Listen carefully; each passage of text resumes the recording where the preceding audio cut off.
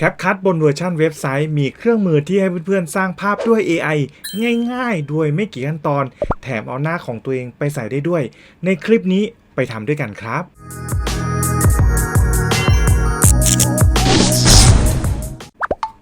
สวัสดีครับเพื่อนๆพบกับผมอีกแล้วครับกับนายต่อยักษ์ในช่อง About Boy สนมครับกลับมาพบกับเทคนิคการตัดต่อง่ายๆด้วย CapCut อีกแล้วครับ CapCut บนเว็บไซต์ก็ได้มีเครื่องมือมาใหม่ที่สามารถสร้างภาพด้วย AI ง่ายๆแล้วก็ที่สำคัญเลยนะครับสามารถที่จะเอาใบหน้าของเราไปใส่กับภาพที่เราทำจาก AI ได้ด้วยครับก่อนเพื่อนๆจะไปชมคลิปนะครับฝากเพื่อนๆกดติดตามนะครับแล้วก็กดกระดิ่งไปแจ้งเตือนทั้งหมดด้วยนะครับจะได้ไม่พลาดคลิปใหม่ๆของช่อง About Boy สนมนะครับขอบคุณมากครับก่อนอื่นเลยนะครับเพื่อนๆก็ไปพิมพ์ใน Google ว่า capcut.com ที่อยู่ใน Google Chrome หรือว่าเบราว์เซอร์ที่เพื่อนๆใช้ถนัดนั่นเองนะครับด้านล่างตรงนี้นะครับขวามือจะมีคำบอกว่า Dreamina หรือ Dreamina ถ้าผมอ่านออกเสียงผิดต้องขออภัยด้วยนะครับเป็นเครื่องมือแห่งการสร้างสรรค์ด้วย AI นะครับในส่วนนี้เราสามารถกดที่ตรงนี้ก็ได้หรือว่าจะลองใช้คำว่าลองใช้เครื่องมือแห่งการสร้างสรรค์ก็ได้หรือเพื่อนๆจะพิมพ์เข้าไปสู่เว็บไซต์ของ Dreamina เลยก็ได้นะครับโดยการพิมพ์ที่คำว่า dreamina.capcut.com อันนี้ก็แล้วแต่เพื่อนๆสะดวกที่จะเข้าฝั่งไหนนะครับแต่ว่าในคลิปนี้เดี๋ยวผมพาเข้าในฝั่งของ CapCut บนเว็บไซต์กันครับถ้าเพื่อนๆยังไม่ได้ลงชื่อเข้าใช้งานผ่าน CapCut เว็บไซต์เพื่อนๆก็กดไปที่คำว่าลองใช้ตรงนี้หรือเครื่องมือตรงนี้ก็ได้เช่นเดียวกันนะครับกดไปเลยจากนั้นเขาก็จะโหลดหน้าของ Dreamina มานะครับซึ่งขวามือด้านบนจะมีคำว่าลงชื่อเข้าใช้ในส่วนนี้เราสามารถลงชื่อเข้าใช้ผ่านทางอะไรได้บ้างลองกดดูครับตรงนี้นะครับกดติ๊กนิดหนึ่งนะครับแล้วก็กดลงชื่อเข้าใช้งานผมจะลงชื่อเข้าใช้งานผ่านทาง Google นะครับหรือถ้าเพื่อนๆอยากลงชื่อเข้าใช้งานผ่านทางช่องทางไหนตรงนี้ก็แล้วแต่สะดวกนะครับเดี๋ยวผมลงชื่อเข้าใช้งานผ่านทาง Gmail หรือว่า Google นั่นเองครับแล้วผมก็เลือก Gmail ที่ผมใช้งานนั่นเองครับรอสักครู่หนึ่งครับจากนั้นเขาก็จะให้เรากดอนุญาตเพื่อการเป็นการเชื่อมต่อระหว่าง Dreamina กับ CapCut นั่นเองครับซึ่งถ้าเพื่อนๆสังเกตด้านบนดีๆนะครับจะมีคำว่า450เครดิตจะหมดอายุภายใน24ชั่วโมงนั่นหมายความว่าใน24ชั่วโมงเราสามารถใช้เครดิตได้450เครดิตนะครับซึ่งแต่ละครั้งในการเจนภาพก็จะมีการใช้งานเครดิตที่แตกต่างกันออกไปนะครับ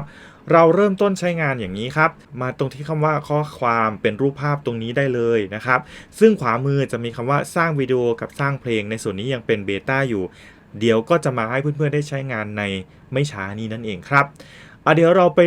ดูก่อนนะครับในโชว์เคสนี้ก็จะมีตัวอย่างให้เพื่อนๆได้ดูนะครับว่ามีหลากหลายรูปแบบนะ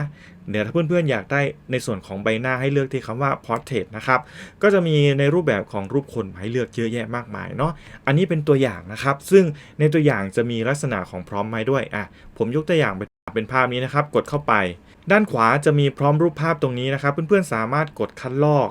หรือว่าเพื่อนๆจะใช้พร้อมนี้ก็ได้เลยเช่นเดียวกันครับเดี๋ยวยกตัวอย่างไปใช้พร้อมนี้กันเลยดีกว่าครับกดใช้พร้อมแล้วเขาก็จะมีพร้อมขึ้นให้ตรงนี้ซึ่งด้านล่างจะมีคำว่ารายการที่ต้องอ้างอิงเราจะเอาใบหน้าของเรามาใส่ตรงนี้กดไปเลยครับแล้วก็เลือกรูปภาพของหน้าของเรานะครับสมมุติผมจะเอาใบหน้านี้เขาก็จะบอกให้อ้างอิงในส่วนนี้เพื่อนๆกดที่คำว่าใบหน้าของมนุษย์เขาก็จะสแกนที่ใบหน้าของเรานะครับได้ใบหน้าที่ต้องการเสร็จแล้วกดคำว่าบันทึกนะครับ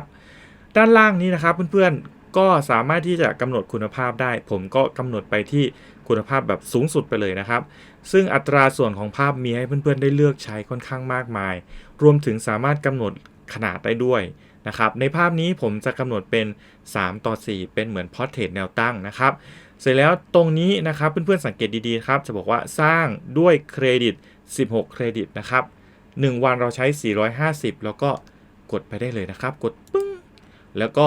รอสักครู่หนึ่งครับในส่วนนี้ Dreamina ก็จะเจนภาพตามต้นแบบที่เราเลือกมานั่นเองครับตอนนี้ก็เจนภาพเป็นที่เรียบร้อยแล้วนะครับเพื่อนๆสามารถกดเข้าไปดูที่รูปภาพได้นะครับก็จะมีภาพให้เราสามารถกดที่รูปด้านขวาเพื่อเปลี่ยนรูปได้นะครับเขาหน้าของผมก็จะไปอยู่ในรูปของ AI ที่สร้างขึ้นมาเนาะลักษณะแบบนี้ถ้าเพื่อนๆอยากทำการดาวน์โหลดเราสามารถกดดาวน์โหลดตรงนี้ นะครับทีละภาพได้เดี๋ยวผมดาวน์โหลดไว้ทั้งหมดเลยแล้วกันนะครับดาวน์โหลดเซฟเลยอยากได้ภาพนี้ก็ดาวน์โหลดเซฟเลยแต่ถ้าสมมุติว่าเราอยากจะไปสร้างเองหรือว่าอยากจะเขียนพร้อมเองนะครับเพื่อนๆกดที่กากบาทไปที่หน้าหลักก่อนนะครับไปที่คำว่าย้อนกลับกดกากบาทไปอีก1ครั้งนะครับเหมือนเดิมตอนแรกเลยผมเรียกว่าสร้างรูปภาพโดยการใช้ข้อความเราก็กดไปตรงนี้เลยนะครับมันก็จะกลับมาสู่หน้าจอที่เราเคยทำแบบนี้นะครับในส่วนนี้เราก็ล้างทิ้งไปได้เลยครับกดลบไปเลยเนาะสมมุติผมอยากจะได้ภาพนักมวยนะครับผมก็พิมพ์ไปเลยเนาะนักมวยเอาแค่นักมวยก็ได้แบบสั้นๆแล้วเราก็อ้างอิงใบหน้าของเราเข้าไปเป็นภาพนี้แล้วก็ให้เลือกนะครับใบหน้าของมนุษย์เสร็จแล้วกดคำว่าบันทึกนะครับเราก็จะใช้พร้อมแบบสั้นๆนักมวยแล้วก็อ้างอิงใบหน้าของเราอย่าลืมมาเลือกคุณภาพแล้วก็อัตราส่วนของภาพนะครับแล้วก็สร้างไปซึ่งจะใช้16เครดิตนะครับตรงนี้ก็รอสักครู่หนึ่งเขาก็จะทำการประมวลผลแล้วก็ทำภาพให้เรานั่นเองครับโอ้โห แค่พร้อมคำว่านักมวยแล้วก็เอาหน้าของเราไปใส่ซึ่งขั้นตอนก็ไม่ได้ยากมากมายที่เพื่อนๆจะสร้างได้นั่นเองครับเดี๋ยวไปดูผลงานที่ผมเคยทำเอาไว้ดีกว่าครับ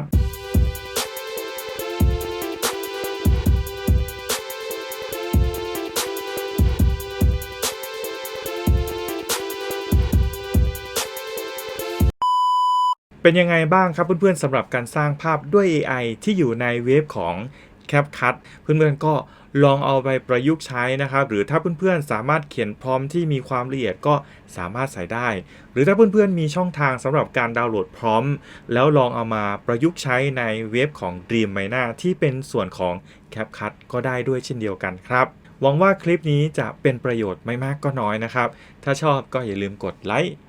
กดแชร์แล้วก็คอมเมนต์มาร่วมพูดคุยกับผมได้เสมอครับและที่สำคัญเลยนะครับถ้าเพื่อนๆไม่อยากพลาดเกี่ยวกับการตัดต่อง่ายๆแบบนี้อย่าลืมกดติดตามและกดกระดิ่งให้ช่อง About Boy สนมด้วยนะครับเพื่อที่จะไม่ได้พลาดทุกการแจ้งเตือนของ YouTube นั่นเองนะครับแล้วเจอกันใหม่ในคลิปหน้าครับบ๊ายบายแค่คลิกแล้วเริ่มทำAbout Boyสอนตัดต่อเราจะไปให้ถึงเติมเต็มฝันของเราด้วยเทคนิคและมุม